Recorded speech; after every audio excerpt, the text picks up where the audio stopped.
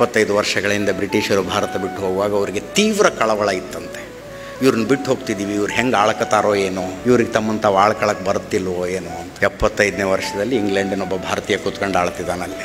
ಆಗತ್ತೆ ಬದಲಾವಣೆ, ನಿಮ್ಮ ಕೈಲಾಗೋದಿಲ್ಲ, ಪಕ್ಕಕ್ಕೆ ಸರಿರಿ ಅಂತೇಳಿ ಒಬ್ಬ ಭಾರತೀಯ ಕೂತ್ಕೊಂಡು ಋಷಿ ಸುನಾಕ್ ಆಳ್ತಾ ಇದ್ದಾರೆ. ಅಲ್ಲಿ ರಷ್ಯಾ ಯುಕ್ರೇನ್ ಯುದ್ಧ ಶುರುವಾಗಿತ್ತು. ಅಲ್ಲಿ ಸುಮಾರು 23,000 ಭಾರತೀಯ ವಿದ್ಯಾರ್ಥಿಗಳು ಅವರು ಸುರಕ್ಷಿತವಾಗಿ ಅಕ್ಕಪಕ್ಕದ ದೇಶದ ಗಡಿಗಳನ್ನು ತಲುಪಿಕೊಳ್ಳಬೇಕು.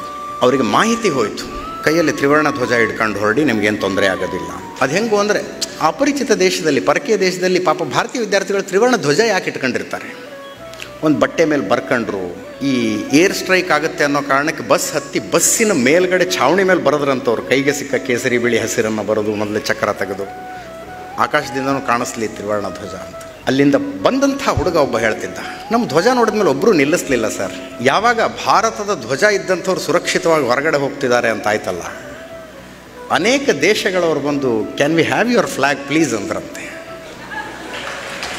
ನಿಮ್ಮ ಧ್ವಜ ಕೊಡ್ತೀರಾ ಅಂತ.